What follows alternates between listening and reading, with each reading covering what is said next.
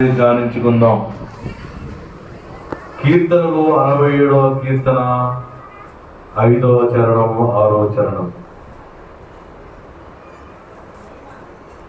దేవా, ప్రజలు నిన్ను స్తుతించుదురుగాక, ప్రజలు నిన్ను స్తుతించుదురుగాక, ప్రజలందరూ నిన్ను స్తుతించుదురుగాక, ప్రజలందరూ నిన్ను స్తుతించుదురుగాక. అప్పుడు మా దేవుడు మా దేవుడు మమ్మను ఆశీర్వదించును, మమ్మను ఆశీర్వదించెను. దేవుడు మమ్మను దీవించును, దేవుడు మమ్మను దీవించెను. భూదిగంత నివాసులందరూ ఆయన యందు భయభక్తులు నిలుపుదురు. దేవుడికి మహిమ కలుగును గాక. ఈ వాక్యం దేవుని దీవించుగాక. చిన్న ప్రార్థన చేసుకుందాం.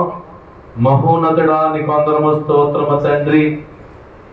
ఈ వాక్యము బోధిస్తుండగా మీ ఆత్మని మా మీద కుమ్మరించండి.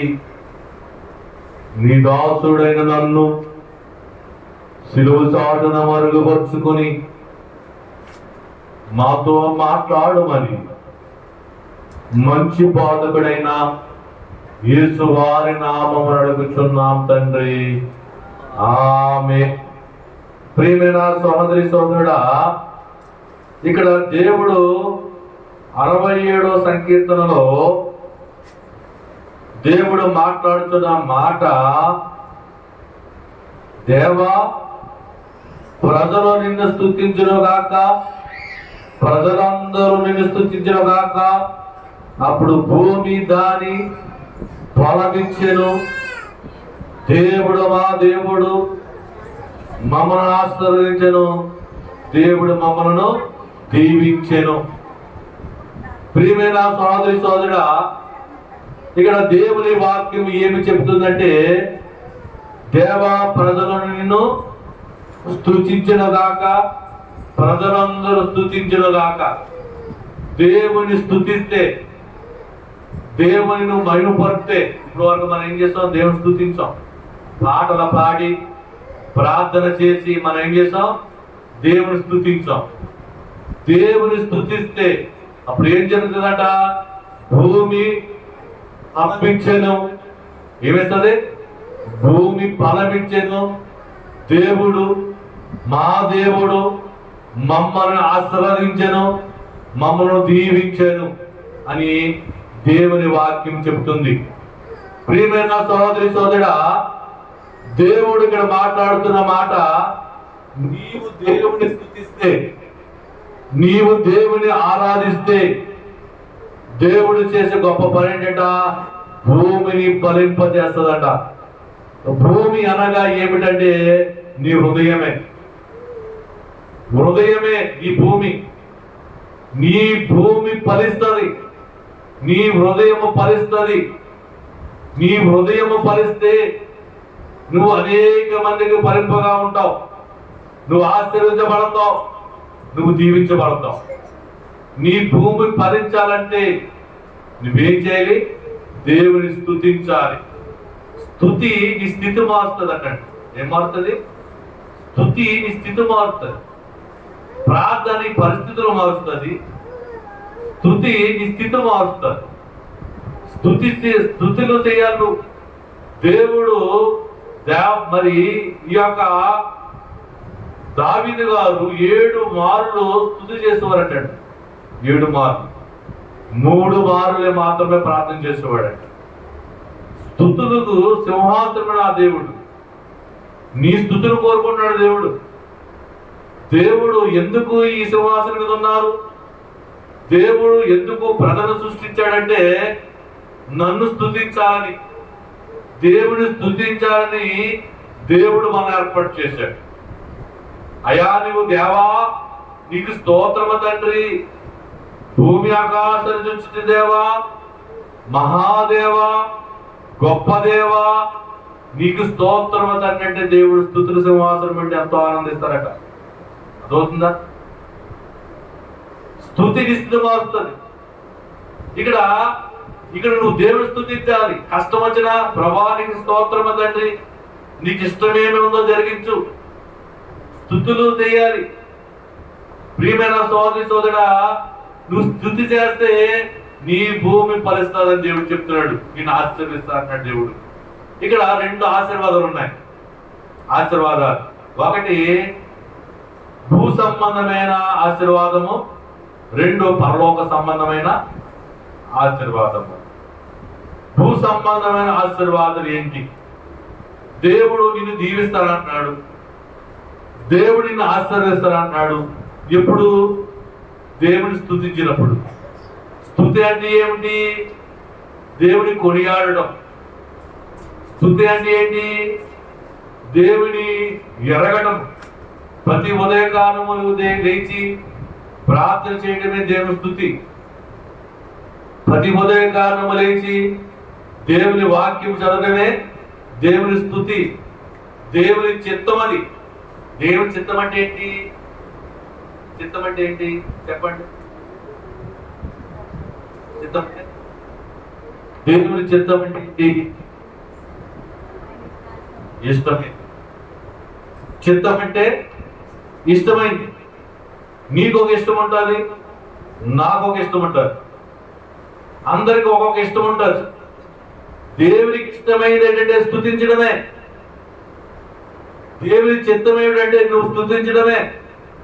దేవుడు కోరుకునేది నీ కాంతం కాదు, నీ ధనం కాదు, నీ ఆస్తి కాదు. దేవుడు కోరుకునేది దేవుని చిత్తము, దేవునికి ఇష్టమైనది స్తుతి యాగము. స్తుతి చేయడం వలన నీ స్థితి మారుతుంది, నువ్వు దీవించబడతావంట. 2 భూ సంబంధమైన దీవెన, పరలోక సంబంధమైన దీవెన. మొదటిది భూ సంబంధమైన దీవెన తెలుసుకుందాం. ప్రియమైన సోదరి సోదరుల, భౌతిక సంబంధమైనది అంటే భౌతిక సంబంధం అంటే ఇక్కడ ఉన్నది. ఆత్మ సంబంధమైనది అంటే ఆత్మకు సంబంధించినది. భౌతిక సంబంధమైనదంటే శరీరానికి సంబంధించినది. అంతే కదా? 2 ఉన్నాయి మన దాంట్లో. ఒకటి శరీరము, 2 ఆత్మ, 3 ప్రాణం ఉంది.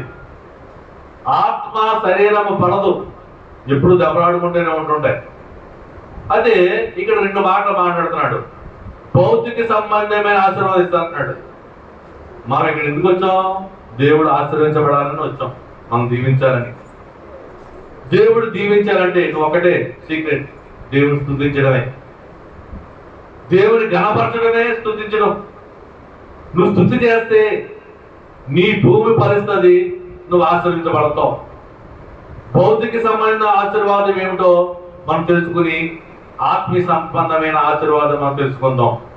భౌతికమైన ఆశీర్వాదం ఏమిటంటే ద్వితీయోపదేశ కాండము 15వ అధ్యాయము 6వ వచనము. ఏలయనగా నీ దేవుడైన యెహోవా నీతో చెప్పి ఉన్నట్లు, ఏలయనగా నీ దేవుడైన యెహోవా నీతో చెప్పినట్లు నిన్ను ఆశీర్వదించును గనుక నీవు అనేక జనములకు అప్పిచ్చెదవు గాని అప్పు చేయవు. దేవుడు ఏమన్నాడు? దేవుడు నువ్వు స్తుతించావు కావునా, నిన్ను ఆశీర్వదించడు కావునా నిన్ను ఏం చేస్తానంట? అనేక జనాంగానికి నిన్ను అప్పు ఇచ్చేవాడిగా చేస్తానంట. మనం అప్పులు చేస్తున్నాం లేదా? ఇంట్లో 10 మంది కడితే అప్పు లేని కుటుంబం ఉండదు. ఇల్లు కట్టాలంటే అప్పు, పెళ్లి చేయాలంటే అప్పు. దేవుడిని ఎలా దీవిస్తాడంట? దేవుడిని స్తుతిస్తే అనేక మందికి అప్పిచ్చేవాడిగా చేస్తాడంట. అప్పు చేసేవాడుగా కాదు, నువ్వు అప్పిచ్చేవాడుగా చేస్తాడంట. అది జరిగే పని అంటారా? అనుకోవచ్చు నువ్వు. నాకు లక్షల అప్పులు ఉన్నాయండి, నేను అప్పిచ్చే వాళ్ళే చేస్తాడా దేవుడు? ఈ లోకంలో జరిగే పనేనా, ఈ జన్మంలో జరిగే పనేనా? నువ్వు అనుభవం రావచ్చు. దేవుడికి అసాధ్యం అంటూ ఏమీ లేదు. ప్రియమైన సోదరి సోదరుడా, దేవుడు ఏదో అనుకోవచ్చు, నాకు అన్ని అప్పులేనండి, నేను అప్పు ఇవ్వడం ఏంటి, నేను అప్పు ఇవ్వడం నువ్వు అనుకోవచ్చు. ప్రియమైన సోదరి సోదరుడా, దేవుని స్తుతిస్తే నేనేం చేస్తాడంట, నిన్ను దీవించాడు కావున నీవు అనేక మందికి అప్పు ఇచ్చేవాడిగా చేస్తావు. నువ్వు అప్పు ఇచ్చేవాడు చేస్తాడు దేవుడు.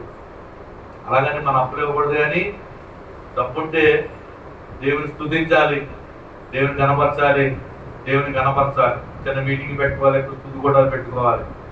నేను కూడా సాయం చేసి చేయబదులుగా ఇవ్వాలి. అలాగని చేయబదులుగా అయితే కష్టం ఉంటుందేమో, ఏదో ఒకటిగా. దేవుడు ఎందుకంటే ఈ మాట తెలుసండి, పెంట గొప్పవాడిని పైకి లేపుకునే దేవుడు.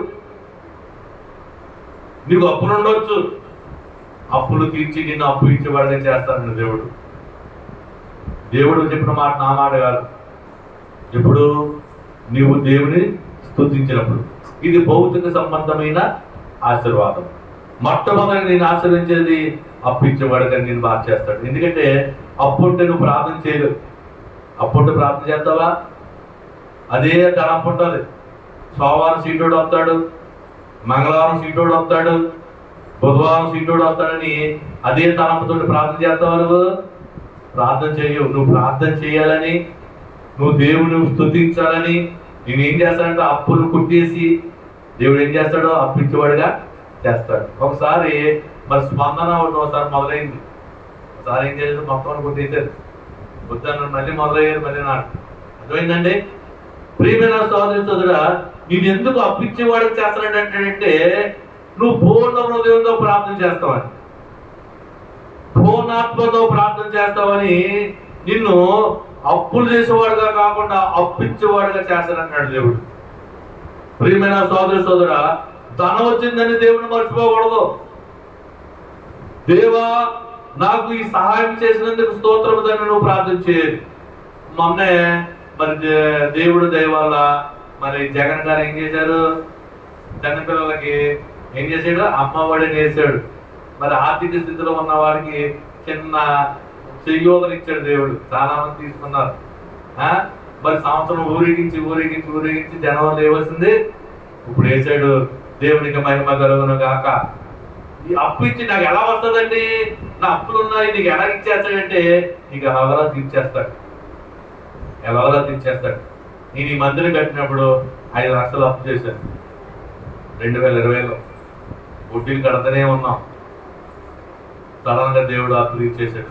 ఈరోజు రూపాయి అప్పు లేదు. ఎలా చేసాడు అంటే 5 లక్షలు నేను తీర్చగలనా అనుకోకూడదు. నీ వెనకలున్న దేవుడు ఎవడు? గొప్ప దేవుడు, ఐశ్వర్యవంతుడు, ధననిధిని కురిపించేవాడు. ఆకాశవాకని విప్పేసి నిన్ను ధననిధిని కురిపించే దేవుడు. నా దేవుడు ధనవంతుడు అని నా అప్పు నేను తీర్చేస్తానని నువ్వు ధైర్యంగా ఉండాలి. ప్రియమైన సోదరి సోదరుడా, నేను అప్పు చేసినప్పుడు నాకు ఏమీ లేదు, ఎంతగా లేవు, అప్పు ఎలా తీరుస్తాం అనుకోవచ్చు, కానీ నేను అలా అనుకోలేదు. నా దేవుడు గొప్పవాడు, నా దేవుడు ఐశ్వర్యవంతుడు, నా దేవుడు అప్పులు తీర్చేస్తాడు అన్నాడు. అలాగే సువార్తమ్మ గారు కూడా అప్పులు ఉన్నాయండి, నేను కోయిటే వెళ్ళాలనుకుంటున్నాను. వెళ్ళని మంచిదే, కోయిటే వెళ్ళకపోయినా అప్పులు తీర్చేస్తాడు దేవుడు. అంత గొప్ప దేవుడు. అర్థమైందండి? దేవుడు తలుచుకుంటే అంతసేపు దేవుడు నీ మీద కనుదృష్టి ఉండాలి, కానీ నీ అప్పులు అంతసేపు వెంటనే తీర్చిపడతాయి. ఎలా తీర్చాడు అంటే ఏదో రీతిగా నీ దేవుడు నీ సహాయం చేస్తాడు. ఏదో రీతిగా దేవుడు నీకు ధన సహాయం చేసి నీకు అప్పులు తీర్చేవాళ్ళు చేస్తాడు. మొట్టమొదటిది. రెండోది ఏం చేస్తాడు దేవుడు? ద్వితీయోపదేశ కాండము 15వ అధ్యాయము 10వ వచనము.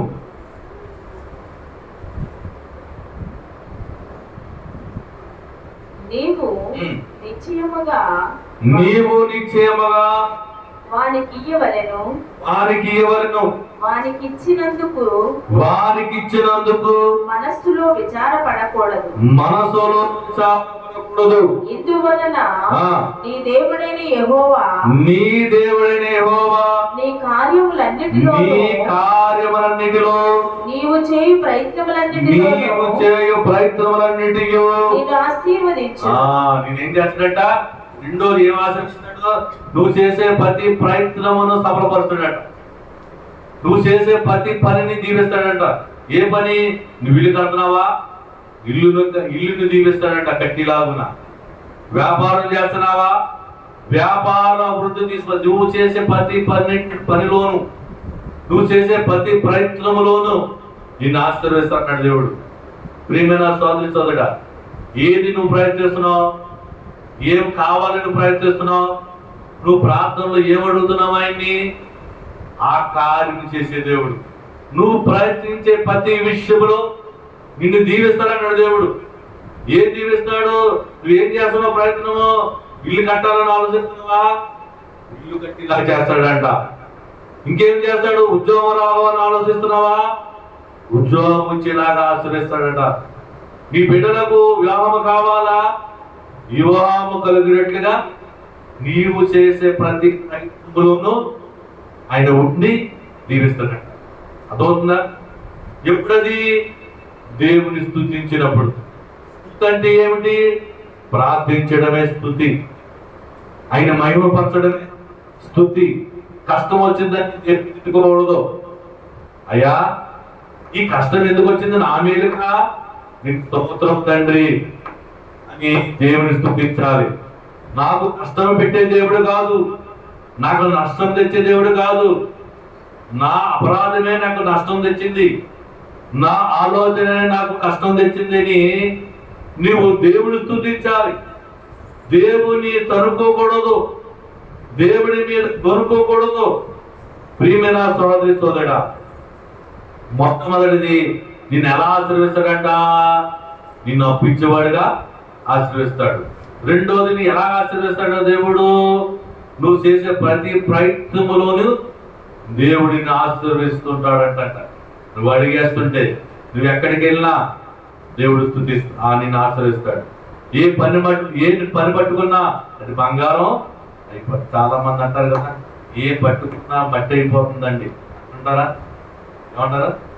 ఏ పట్టుకున్నా మట్టి అయిపోతుందండి.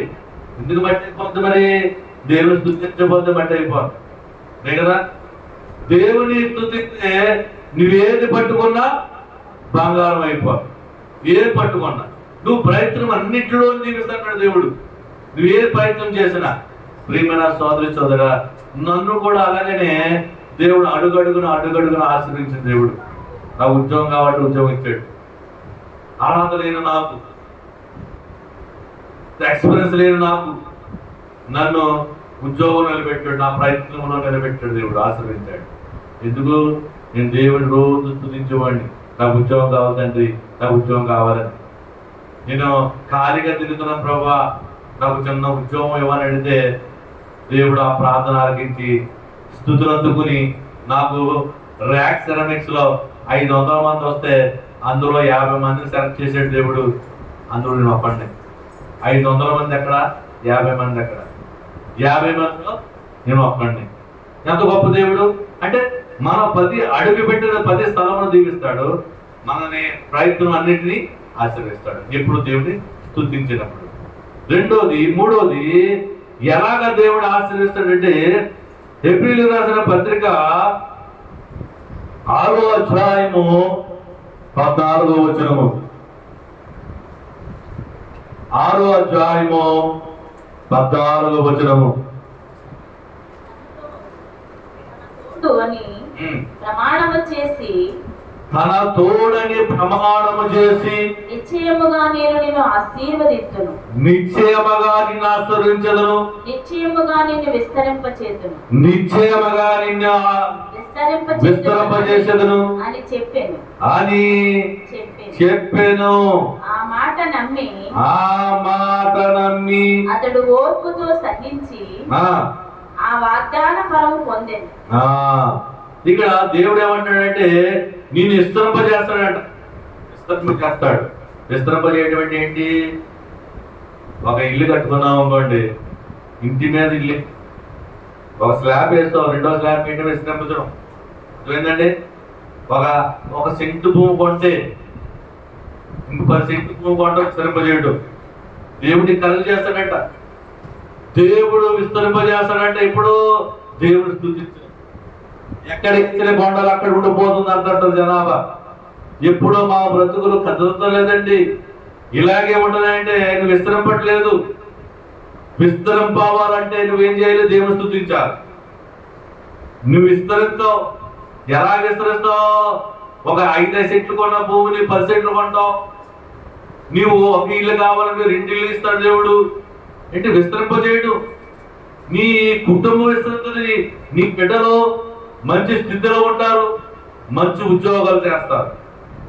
నీ బిడ్డలు భయభక్తులతో ఉంటారు. నీ భర్త కూడా మారు మనసు వస్తుంది. విస్తరింపజేయడం అంటే ఇది. భక్తిలో విస్తరింపజేయడం అంట. విశ్వాసంగా ఉన్న నీవు ప్రార్థనలో విస్తరింపజేస్తాడు. పాటల పాడుటలో విస్తరింపజేస్తాడు. వాక్యం వినటంలో విస్తరింపజేస్తాడు. మరి మన మధ్యన మరి ప్రార్థన చేస్తాం, చక్కగా చేస్తున్నారు ప్రార్థన. అలా చేస్తుంటే ఎంత వారు వచ్చేస్తుంది తెలుసండి. ఇంపైన ప్రార్థన వచ్చేస్తుంది. దేవుడికి ఇష్టమైన ప్రార్థన మనం విస్తరింపజేస్తున్నాడు తెలుసు. మరి చక్కగా కీర్తి పాట పాడింది, అలాగే ప్రార్థన కూడా చేస్తుంది. దేవుడు దినదినము విస్తరింపజేస్తున్నాడు భక్తిలో. 40 నిమిషములు మనం కళ్ళు మూసుకుని ఉంటున్నాం. దేవుని ఎదురుగా మనం కళ్ళు మూసుకుని ఉంటున్నాం అంటే నువ్వు ఎప్పుడూ కళ్ళు తెరిచి ఉండేదాను. ఒక 10 నిమిషాలు మన మందిరంలో ఉండేమా? మన ప్రార్థన మన మందిరంలో నచ్చేపట్టది. ముగింపు ప్రార్థన ఒక పావుగంట ఉంటుందామో మా ఉంటే. ఆ పావుగంటలో ఎన్నో డిస్టర్బెన్స్లు. కానీ ఇక్కడ 40 నిమిషాలు కళ్ళు మూసుకుంటున్నాం. అదే విస్తరింపజేయడం. ఒక 10 నిమిషములు కళ్ళు మూసుకున్న దాన్ని నిన్ను ఒక 40 నిమిషములు కళ్ళు మూసుకుని దేవునితో సహవాసం చేయటమే దేవుడు నిన్ను విస్తరింపజేస్తున్నాడు. ఎందుకు విస్తరింపజేస్తున్నాడు? మనం దేవుడిని స్తుతిస్తున్నాం. స్తుతులకు ప్రార్థుడైన యేసుని మన పాటలతో స్తుతిస్తున్నాం, దేవుని సన్నిధితో స్తుతిస్తున్నాం, 7 ప్రార్థనలతో మనం స్తుతిస్తున్నాం. కావున మనకి ఏం చేస్తున్నాడు? ప్రార్థనలో విస్తరింపజేస్తున్నాడు. కళ్ళు మూసుకుని చాలా కష్టమండి. కళ్ళు తెరిచేస్తుంటారు. కానీ నేను చూస్తున్నాను ఎవరు కూడా కళ్ళు తెరవట్లేదు. ఎందుకంటే దేవుని ఆత్మ మన మీదకి వచ్చి ఆ ధన్యత మనకిస్తుందండి. విస్తరింపజేస్తున్నాడు దేవుడు. ప్రార్థనలో విస్తరింపజేస్తున్నాడు. మనం వదిలేస్తే అరగంట పైన చేసేస్తాం ఒక్కొక్క ప్రార్థన. టైం లేదు కాబట్టి మనం కుదించుకుని చేస్తున్నాం. ఈ ప్రార్థనలో విస్తరింపజేసేస్తున్నాడు దేవుడు. మనం ఎలా మాట్లాడుతున్నాం అంటే దేవుడు అక్కడ మాట్లాడుతున్నాడు. మన కోసం ప్రార్థన చేసుకోవట్లేదు, ఇతరుల కోసం చేస్తున్నాం ప్రార్థన. రంగంపేట మండలంలో ఉన్న తాగుబోతులు విడిపించండి అయ్యా. రోగముతో పడి ఉన్న మంచమే పడి ఉన్న రోగులు లేవనెత్తండి అని, నశించిపోతున్న వారిని వెతికి రక్షించండి అని ప్రార్థన చేస్తున్నాం మనం. అది దేవుడికి దేవుని ఆత్మతో చేసే ప్రార్థన. మనవంతు ఎలా చేస్తామంటే, అయ్యా నా గృహాన్ని దీవించండి, నా భర్తను దీవించండి, నా బిడ్డను దీవించండి, నాకు అప్పులు కొట్టివేయండి అయ్యా ప్రార్థన చేస్తాం. కానీ ఇక్కడ ఉండి నువ్వేం చేస్తున్నావు? నీ కోసం చేసుకోవట్లేదు, ఇతరుల కోసం చేస్తున్నావు. ఇతరుల కోసం చేసే ప్రార్థన పరిశుద్ధాత్మ దేవుడు ప్రార్థన. పరిశుద్ధాత్మ దేవుడు పని ఏంటంటే ఇతరులను విడిపించి, ఇతరులకు ఆ యొక్క ఆలోచన కలిగించి దేవుని సన్నిధి నడిపించడమే పరిశుద్ధాత్మ దేవుడి యొక్క పని. ప్రియమైన సోదరి సోదరుడా, చక్కగా దేవుడు మనం కాదు చేసేది. ప్రభు ఆత్మ వచ్చే మనతో మాట్లాడిస్తుంది. ప్రభు ఆత్మ, మన ఆత్మ అయితే మనకి ఇష్టమైన కోరుకుంటారు, అంతే కదా. దేవుని ఆత్మ ఎవరు కోరుకుంటుంది? నశించిపోతున్న వారిని కోరుకుంటారు. రోగముల మీద ఉన్న వారిని కనికరిస్తాడు దేవుడు. కట్టులను విడిపించడానికి దేవుడు కార్యం చేస్తాడు. అందుకని దైవాత్మ రొమ్ము అని మనం ప్రార్థన చేస్తున్నాం. నిజంగానే దేవుడు వచ్చి మన కార్యం చేస్తున్నాడు. ప్రియమైన సోదరి సోదరుడా, జాగ్రత్తగా వినాలి. ఇక్కడ దేవుడు అన్నాడు, స్తుతించిన వాడికి దేవుడు తన భూమిని ఫలించేలా చేస్తాను అన్నాడు. దేవుడు దీవించేలా చేస్తాను అన్నాడు. ఏంటి ఆ దీవెన అంటే, మొట్టమొదటిగా నీ అప్పులను కొట్టివేసి నిన్ను అప్పించేవాడుగా మార్చివేస్తాడు. రెండోది నేనేం చేస్తాడంట, నీవు చేసే ప్రతి ప్రయత్నములను దేవుడు ఏం చేస్తాడు? ఆశీర్వదిస్తాడు, దీవిస్తాడు. నువ్వేం చేసినా సరే, నువ్వు ఏ ప్రయత్నం చేసినా సరే దేవుడు దీవిస్తాడు. మరి అనేక మంది అనేక ప్రయత్నాల్లో ఉంటుంటాం, దేవుడు చేస్తాడు కదా, తప్పకుండా చేస్తాడు. అలాగనే మూడవది ఏం చేస్తాడు? నిన్ను విస్తరింపజేటువంటి ఏంటి? నువ్వు చిన్న ఇల్లు నిన్ను పెద్ద ఇల్లుగా మార్చేస్తాడు. చిన్న సంపాదన నిన్ను పెద్ద సంపాదనగా మార్చివేస్తాడు. నిన్ను విస్తరింపజేస్తాడు, గొప్పవాడుగా చేస్తాడు, ఉన్నవాడుగా చేస్తాడని దేవుడు ఇక్కడ మాట్లాడుతూ ఉన్నాడు. మూడవది, ప్రియమైన సోదరి సోదరా, మనము అనేక మందికి అప్పించేవారు చేస్తాం. ఇది భౌతికమైన దీవెన. భౌతికమైన దీవెన అంటే ఏంటి? మన శరీరానికి సంబంధించి రెండు దీవులు ఇస్తున్నాడు దేవుడు, రెండు ఆశీర్వాదాలు. ఒకటి భౌతికమైన సంబంధమైన ఆశీర్వాదము, రెండు ఆత్మ సంబంధమైన ఆశీర్వాదం. ఆత్మ అంటే ఏంటి? దేవుడిచ్చే ఆత్మ. ఈ యొక్క ఆశీర్వాదం ఎలా ఉంటుంది మనం చూద్దాం. మొదటి యోహాను పత్రిక 1వ అధ్యాయము 9వ వచనం. మన పాపములను మనము ఒప్పుకొనిన ఎడల, మన పాపములను మనం ఒప్పుకుని ఎడల ఆయన నమ్మదగిన వాడును, ఆయన నమ్మదగిన వాడును, నీతిమంతుడును గనుక ఆయన మన పాపములను క్షమించి సమస్త దుర్నీతి నుండి మనలను పవిత్రులుగా చేయును. ఆత్మ సంబంధమైన దేవుని ఏంటంటే రక్షణ. ఏంటండి? రక్షణ. మనము పాపముగా ఉండగానే మన పాపములు క్షమించి మనల్ని ఏం చేస్తాడు? మనం పవిత్రులుగా చేస్తాడంట. ఇది ఆత్మ సంబంధమైన దీవెన. ప్రియమైన సోదరి సోదరా, మనం ఏదో అనుకుంటున్నాం కానండి, ఇవన్నీ జరుగుతాయా నువ్వు అనుకోవచ్చు. తప్పకుండా జరుగుతాయి. నువ్వు నమ్మాలి. నమ్మటం నీ వలైతే నమ్మువారికి. నేను అప్పించేలాగున్నానా, చేయగలరా దేవుడు? 20 సంవత్సరాలు పెట్టి అప్పుల్లో ఉండిపోయాను, సడన్గా నన్ను మార్చేస్తాను నువ్వు అనుకోవచ్చు. కానీ నువ్వు దేవుడిని నమ్మాలి. నీ వద్ద తీర్చలేదు, నీ తరం కాదు. దేవుడు తలుచుకుంటే మళ్ళీ వచ్చే వెనకాలని అప్పులు తీర్చేస్తాడు దేవుడు. దేవుడికి మహిమ కలుగును గాక. ఎప్పుడు దేవుని స్తుతించినప్పుడు. దేవుని స్తుతించడం అంటే దేవుని మాట ఆలకించడమే. ఇప్పుడు దేవుడు చెప్తున్నాడు మాట, దేవుని మాట నువ్వు శ్రద్ధగా వింటే దేవుని స్తుతించడమే. స్తుతి అంటే గౌరవించడం. ఏం చేయడం? స్తుతి అంటే గౌరవించడం. యేసయ్య మాట్లాడుతుంటే నువ్వు అనాలోచనతో ఉంటే అది దేవుని స్తుతించడం కాదు. నువ్వు శ్రద్ధగా దేవుని మాటలు వింటే దేవుని మహిమపరచడం, దేవుని స్తుతించడం. అందుకే అన్నాడు కదా, నా మాట నా వాక్కు వినువాడు గైకొనవాడు ధన్యుడు. నువ్వు ధన్యుడు. నువ్వు దేవుని మాట శ్రద్ధగా వింటే ధన్యురాలు. ఆత్మ సంబంధమైన దీవెన ఏంటంటే రక్షణ. నీవు పాపముగా ఉండగానే పాపం నుంచి నిన్ను విడిపించి నిన్ను రక్షణ ఇచ్చే దేవుడు. రక్షణని వరము నీకు ఇస్తున్నాడు, రక్షించుకునే వరము. క్షమాపణ ఇస్తున్నాడు దేవుడు. రెండోది, మొదటి పేతురు 1వ అధ్యాయము 9వ వచనము చూడాలి. ఇప్పుడు ఆయనను కన్నులారా చూడైతే విశ్వసించుచు మీ విశ్వాసమునకు ఫలమును అనగా ఆత్మరక్షణను పొందుచు చెప్ప సౌఖ్యము మహిమాయుక్తమునైన సంతోషము గలవారై ఆనందించుచున్నారు. రెండో వరం ఏంటంటే, రెండో దేవుల నువ్వు సంతోషంతో ఉంటావంట. ఏ సంతోషం అది? చెప్పలేనంత సంతోషం అంటుంటాం కదా. ఎంత సంతోషం అండి, చెప్పలేనంత సంతోషం. ఏమంటారు? సంతోషం ఎక్కువైపోతే ఏమంటారు? చెప్పలేని సంతోషం అండి. మా బిడ్డ ఉద్యోగం వచ్చింది అంటారా? మా బిడ్డకి 10th క్లాస్ పాస్ అయ్యాడు, ఫస్ట్ క్లాస్లో. చెప్పలేని సంతోషం అండి. అంటుంటుంది సార్, దేవుడు నీకు చెప్పశక్కే రానంత సంతోషిస్తాడంట. ఇప్పుడు దేవుని స్తుతించినప్పుడు నువ్వు వేదనతో బాధపడుతున్నావా?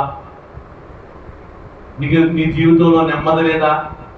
నీ కుటుంబంలో సమాధానం లేదా?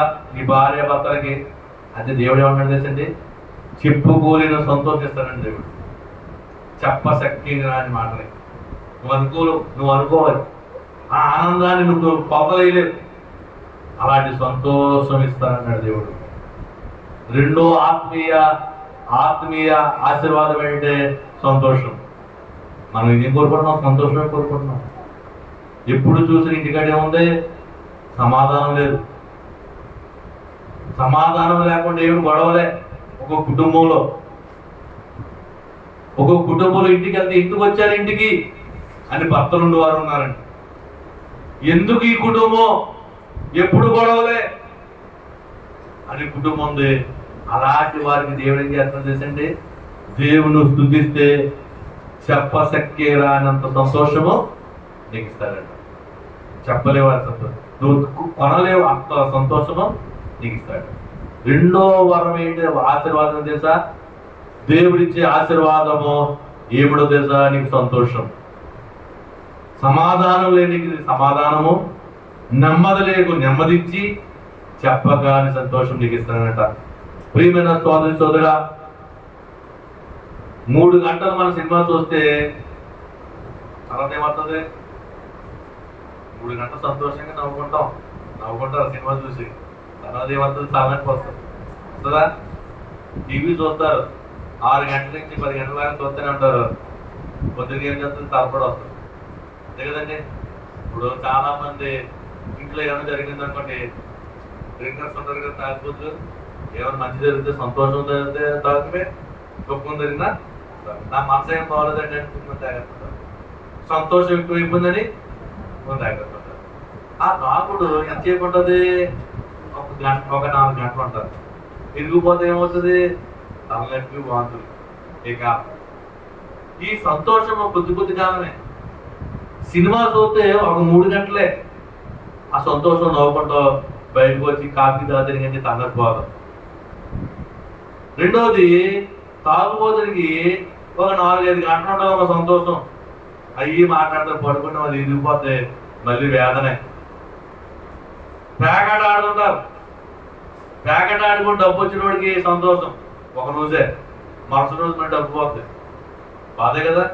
సంతోషం కొద్ది నిమిషాలే, కొన్ని గంటలే. కానీ దేవుడిచ్చే సంతోషము చెప్పశక్తి గారి సంతోషం. నువ్వు గొప్ప సంతోషం అనిపిస్తావంట. సినిమా చూసి ఆ సంతోషం కాదు, తాగుడు తాగే సంతోషం కాదు ఇది. ఈ సంతోషమును చెప్పలేనిది చెప్పశక్తి గారి సంతోషం దేవుడు ఇస్తాడంట, దేవుడు స్తుతించినప్పుడు. ప్రియమైన సోదరా, అలాగనే సంఖ్యాకాండము 6వ అధ్యాయం 26వ వచనంలో చూద్దాం. 3 ఆత్మీయ సంతోషం, ఆత్మీయది. సంఖ్యాకాండం 6వ అధ్యాయం 26వ వచనము.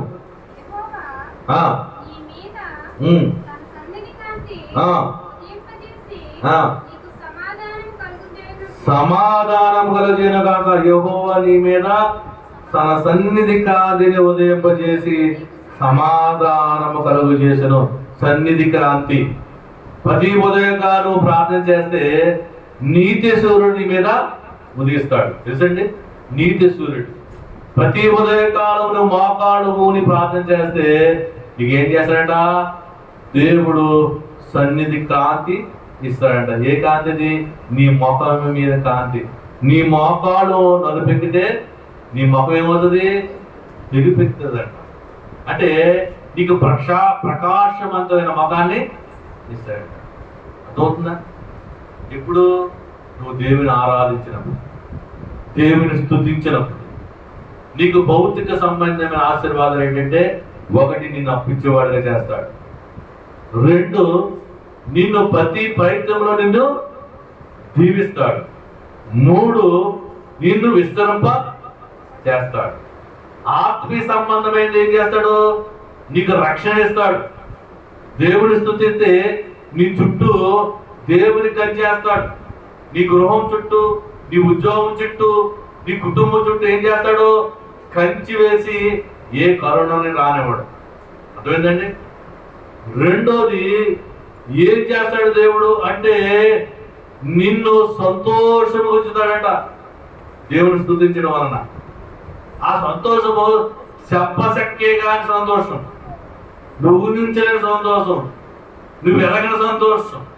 నా జీవితం ఇంతే, నా జీవితం ఇంకా నాకు కష్టపడతామే అనుకున్న నిన్ను చెప్పశక్కే కాని సంతోషం ఇచ్చి, ఇది నిజమా, ఇంత గొప్ప దేవుడా నాకు ఇంత సంతోషం ఇచ్చాడని చెప్పుకునేలా చేస్తాడంట. మూడోది ఏం చేస్తాడంట? ఆయన సన్నిధి కాంతి మన మీద ఉదయింపజేస్తాడు. సన్నిధి కాంతి, యేసయ్య సన్నిధి కాంతి నీ మీదకి వస్తుందంట. అలాగనే నాలుగోది ఎబ్రీయులకు రాసిన పత్రిక 7వ అధ్యాయం 6వ వచనములో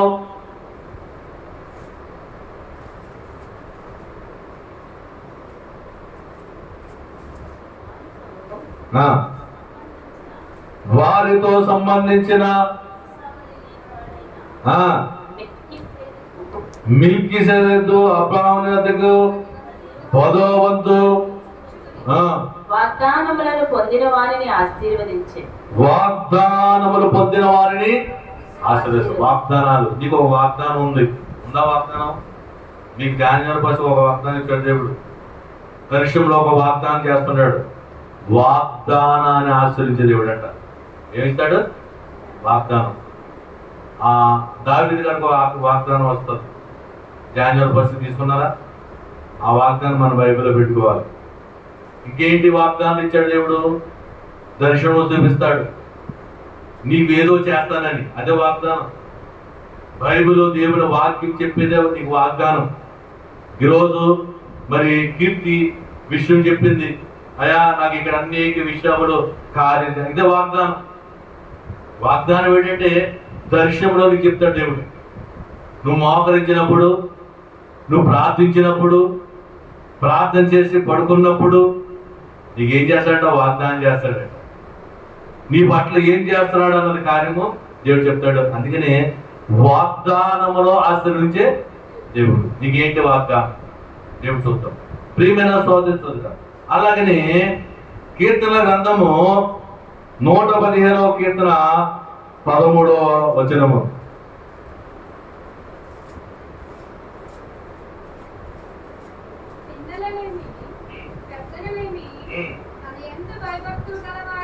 భయభక్తుల గలవారని యెహోవా ఆశీర్వదిస్తాడంటే, నువ్వు దేవుని స్తుతిస్తే, దేవుని దగ్గర భయభక్తులు ఉంటే నీకేం చేస్తాడు దేవుడు? నేను ఆశీర్వదిస్తాడు దేవుడు. ఆశీర్వదిస్తాడు లేదా? భయము భక్తి ఉన్నవారు మందికి ఉంటుంది. భయం ఉంటే భక్తి ఉండదు, భక్తి ఉంటే భయం ఉండదు. ఉంటుందా? రెండు ఉండవు. రెండు ఉన్నవాడు తప్పుకుంటారు. భక్తి ఉన్నవాడికి భయం ఉండదు అంటండి. భక్తి మాత్రం చేస్తాడు కానీ భయం మాత్రం మాట్లాడతాడు. ఇంటికి వెళ్ళి వీధిలోకి వెళ్ళి గొడవడతాడు. అర్థమైందా? భక్తి మాత్రం ఇక్కడ బాగా ముస్తేసుకుని ప్రార్థన చేస్తుంటాం, మోకరించి చేస్తుంటాం. అమ్మా బయటికి వెళ్ళి ఏం చేస్తుంటాం? గొడవ. భక్తి ఉంది, భయం మాత్రం లేదు. కొంతమందికి భయం ఉంటుందండి, భక్తి ఉండదు. ఏం భయం ఉంటుంది? అయ్యో ఏమనంటే దేవుడు తెగించేస్తాడమ్మో, దేవుడు నన్ను శిక్షించేస్తాడమ్మో, అబ్బాబు ఈ పని చేయకూడదు. భయం ఉంది కానీ బతికి రాదు, దేవుని మందిరికి రాదు. అదేంటా? అర్థమైందా? భయం ఉంటే భక్తి ఉండదు, భక్తి ఉంటే భయం ఉండదు. కొంతమందికి చాలా మందిగా అయ్యో చేస్తాడో, దేవుడు తిడతాడమ్మో, దేవుడు క్షమిస్తాడమ్మో అని ఆ పనులు చేయదు. కానీ మన చర్చికి మాత్రం రాదు. చర్చికి వచ్చినప్పుడు భక్తి ఉంటుంది, భయం ఉండదు. అయ్యో ఏమన్నా దూషిస్తే దేవుడు చూస్తున్నాడు, దేవుడు నన్ను గద్దిస్తాడేమో, భయం ఉండదు. పేరు శాంతమ్మ, బయటికి వెళ్తే సూర్యకాంతమ్మ, అంతే కదా. చాలా మంది గొడవ ఆడుతూనే ఉంటారు. అలా ఉండకూడదు. భయము భక్తి ఉండాలి. భయం ఉంటే భక్తి ఉండలేదు, భక్తి ఉంటే భయం ఉండలేదు. భయభక్తులు గల వారిని దేవుడు ఆశ్రయిస్తాడు. ఒకడుంటే ఆశ్రయించడు. నువ్వు భక్తి చేసేసి ఇంటికి వెళ్ళి గొడవాడుతుంటే నో, భర్త తిరుగుతాడు, భర్త నిన్ను అసహించుకుంటున్నాడు, ఓకే ఓపు పట్టు, ఓర్చుకో, భయము భక్తి చూపించు, యెహోవా నిన్ను ఆశ్రయిస్తాడు. ఎవరిని నొక్కాలో, ఎవరిని అనగొట్టాలో అనగొట్టి ఏం చేస్తాడు దేవుడు? నిన్ను బాధాలకు చేర్చేస్తాడు దేవుడు. దేవుడు అంత గొప్పవాడు. నువ్వు మర్చిపోకూడదు. భక్తిని చూసేసి భయపడకూడదు. నువ్వు ఏం చేయకూడదు? తిట్టేయకూడదు. అమ్మా అంతే కదా? మీ మంత్రి గారు ఉన్నారా? అంటే మన కోసంగా చెప్పింది దేవుడు మాటలు. అమ్మా భయం అంటే భక్తి ఉండదు, భక్తి ఉండదు దేవుడు. మన క్రైస్తవులే ఎంతమంది ఉన్నారు, ఎంతమంది చూస్తున్నాం? కులాయిలు గొడవలు, సాయంత్రం ఇంటి కింద గొడవలు, బయట కనబడిపోతుంటే కేకలు. మరి ఆ కేకలు కనబడితే భక్తి ఉన్నట్ట, భయం ఉన్నట్ట? లేనట్టే లెక్క. ఆదివారం వస్తే మందిరానికి వెళ్ళిపోతుంటాం, ఆదివారం అందరికంటే ముందుకెళ్ళి ముసుకేసి కూర్చుంటాం. భయం లేదు. భర్త అంటే భయం లేదు, దేవుడు అంటే భయం లేదు. దేవుడు నన్ను చూస్తున్నాడు అని ఒక భయం లేకుండా మనం చూస్తాం. అంటే దేవుడు ఏమంటాడు అంటే భయము భక్తి గలవాడు దేవుడు ఆశీర్వదిస్తాడు. ప్రియమైన సోదరి సోదరు, నీ మదిలో వాక్యం ఉండాలి, నీ గదిలో ప్రార్థన ఉండాలి, నీ ఇదిలో ఏముండాలి? సాక్ష్యం ఉండాలి. అర్థమవుతుందా? నీ మదిలో ఏముండాలి? దేవుని వాక్యం ఉండాలి. నీ గదిలో ఏముండాలి? ప్రార్థన ఉండాలి. నీ వీధిలో ఏముండాలి? సాక్ష్యం ఉండాలి. ఎంత గొప్ప మనిషి అంటే బిడ్డ, కరెక్ట్ వారికి ఎంత ఏమని మాట ఉందండి. సాక్ష్యం అంటే, సాక్ష్యం అంటే ఏంటి? అబ్బాయి ఆమె చాలా భక్తురాలండి, అతను చాలా మంచివాడండి, ఇతరులు నీ కోసం చెప్పుకోవాలి. ఎప్పుడు చెప్పుకుంటారు ఆ మాట అంటే, నీ మదిలో వాక్యం ఉన్నప్పుడు. ఈ వాక్యము నేనేం చేస్తానంటే ఏ తప్పు చేయనివ్వదు, నిన్ను తిరగబడనివ్వదు, నిన్ను విధేయత కలిగా ఉంచుతుంది. దేవుని వాక్యం ఏం చేస్తుందంట? ఈదులో సాక్ష్యం చెప్పేలాగా చేస్తాడు. అందుకనే వాక్యం శ్రద్ధగా వినండి, వాక్యం శ్రద్ధగా వినండి అంటాను. ఏమి చేయకూడదు, మనం వింటే చాలు. నీ హృదయంలో వాక్యం ఉంటే ఈదులో సాక్ష్యం ఉంటుంది. నీ హృదయంలో సాక్ష్యం వాక్యం ఉంటే ఈదులో సాక్ష్యం ఉంటుందని దేవుడు చెప్తున్నాడు. భయభక్తులు గల వారి యెహోవా ఆశీర్వదిస్తాడు. చివరిది చెప్పుకొని మనం ముగించుకుందాం. గలతీయులకు రాసిన పత్రిక 3వ అధ్యాయము 9వ వచనము.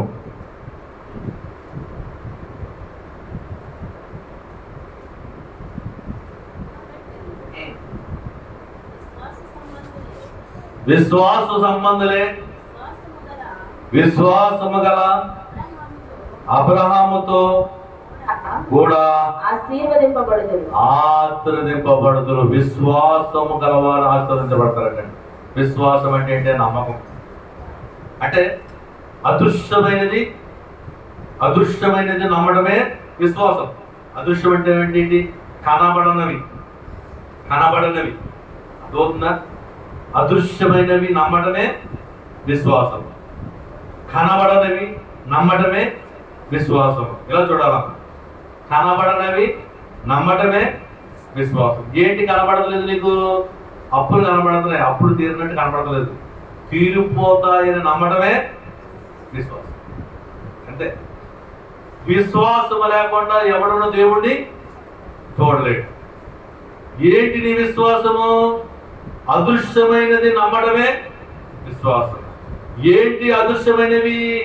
నా వ్యాధి పోదు అని డాక్టర్ చెప్తారు. వ్యాధి పోద్ది, నమ్మడమే విశ్వాసం. అర్థమవుతుందా? త్వరగా రానున్న దేవుడు ఎక్కడికి వస్తున్నాడు? మధ్యాకాశంకి వస్తున్నాడు. నమ్మటమే విశ్వాసం. వస్తాడా రాడా? విశ్వాసం లేదండి. అర్థమైందా? నిరీక్షణ కలిగి ఉండటమే విశ్వాసం. ఏంటి నిరీక్షణ? నా అప్పులు ఏళ్ళ కాకపోతే సంవత్సరం కానీ తీర్చేస్తాడు. నా ప్రార్థన సార్లు నేను ప్రార్థన చేస్తున్నాను, నా ప్రార్థన అన్ని దేవుడు ఆలకిస్తున్నాడు, నేను ఏదైనా ఇచ్చేస్తాడు దేవుడు అని నమ్మటమే విశ్వాసం. అర్థమవుతుందా?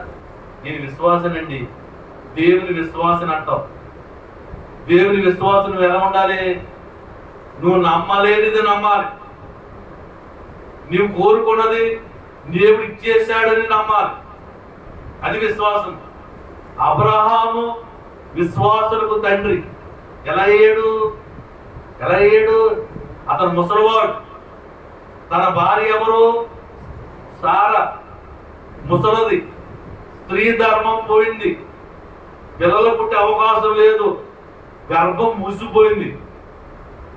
అప్పుడు దేవుడు వచ్చి, అబ్రహామా, నీకు కుమారుడు ఇస్తాను, నీకు సంతానం ఇస్తాను, ఆకాశం వైపు చూడు, నక్షత్రాన్ని ఎంత ఇస్తాను, ఇసుక వైపు చూడు, ఇసుకలో ఉన్న రేణువులంత ఇస్తానని దేవుడు చెప్తున్నాడు.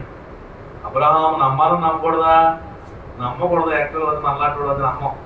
ఎందుకంటే నా భార్య స్త్రీధర్మం పోయింది, ఇంక ఆవిడ ముఖతమం అయిపోయింది, పుట్టే అవకాశం లేదు, వృత్తి గమనాలు లేవు, ఆవిడ పుట్టదు. నేను ముసలాడు అయిపోయాను, నాకు పుడదు ఏంటని అబ్రహాం గారు ఏంటి ప్రభా ఎటకాలం ఆడద్దు అన్నారు. కానీ ఏమన్నాడా? విశ్వాసము తెలిసి చూశాడు. నిరీక్షణ. 25 సంవత్సరాల తర్వాత పుట్టారు పిల్లలు. 25 సంవత్సరాల తర్వాత అబ్రహాం పుట్టిందే నిరీక్షణ. అందుకనే దేవుడు ఏమన్నాడు? విశ్వాసులకు తండ్రి అయిన ఎవరు? అబ్రహాం. విశ్వాసం అంటున్నావు. ఏంటి నీ విశ్వాసం? నువ్వు నమ్మలేవు. జనం వస్తే అల్లలాడిపోతావు, ఇంటికాడ గొడవ వస్తే గంగలాడిపోతుండవు. ప్రార్థన చేస్తే పరిస్థితులు మారుతాను. నీకు అనుభవం అర్థమైందండి? నిరీక్షణ కలగకుండా ఉండడమే విశ్వాసం. ఏంటి నిరీక్షణ? అదృశ్యమైనవి నమ్మడమే విశ్వాసం. అదృశ్యమైనవి ఏంటి? అదృశ్యం అంటే జరగబోయేవి. ఏం జరగబోతుంది? నీ ఇంట్లో గొప్ప కార్యం జరగబోతుంది. నువ్వు అనుకుంటున్నావు, నువ్వేదో ప్రార్థన చేస్తున్నావు, నా ఇంట్లో గొప్ప కార్యం జరగాలని. నమ్మడమే విశ్వాసం. అదవుతుందా? నీమైన శోధించోదట. నువ్వు దేవుని స్తుతించడం వలన, దేవుని ఆరాధించడం వలన, నువ్వు దేవుని మందిరం రావడం వలన 4 గంటలు మనము దేవుని సన్నిధిలో స్తుతించడం వలన నీకు కలిగే కార్యం ఏంటంటే నువ్వు అప్పు ఇచ్చేవాడిగా మార్చేస్తాడు. అప్పు చేసేదానిగా కాదు. రెండవది, నువ్వు చేసే ప్రతి ప్రయత్నంలోనూ దేవుడిని దీవిస్తాడట. మూడవది, నిన్ను విస్తరింపజేస్తాడంట దేవుడు. భౌతిక సంబంధమైన ఆశీర్వాదం. ఆత్మీయ సంబంధమైన ఆశీర్వాదం ఏంటి? దేవుడు నిన్ను రక్షిస్తాడంట, నీకు చుట్టూ కంచి వేస్తాడు. రెండవది, నీకు సంతోషం ఇస్తాడు. మూడవది ఏం చేస్తాడు ఆయన? రెండవది సంతోషం అంటే చెప్పాలి సంతోషం నీకు ఇస్తాడు. మూడవది ఏం చేస్తాడు నిన్ను ఆయన? ప్రియమైన సోదరుడా, నీకు ముఖక్రాంతి ఇస్తాడు.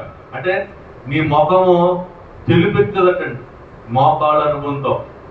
ప్రియమైన సోదరుడా, నీకు ఏమి కలిగి చేస్తాడంటే ఆయన? యెహోవా ఆశ్రయిస్తాడు. ఎలా ఆశ్రయిస్తాడు? భయభక్తులు కలిగి చేస్తాడట. భయభక్తులు, భయం ఉంటే భక్తి ఉండదు, భక్తి ఉంటే భయం ఉండదు కాదు. భయభక్తులు కలగా చేస్తాడు. ప్రియమైన సోదరుడా, ఈ బైబిల్ ప్రార్థనలో దేవుడిని దీవించడానికి మరి ఎన్నో ఆశీర్వాదాలు మనకి ఇస్తున్నాడు.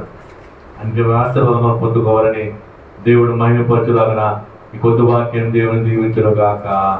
ఆమె చాలా ఉంది కానీ సమయం అయిపోతుంది కావున మన ప్రార్థనలకు వెళ్దాం.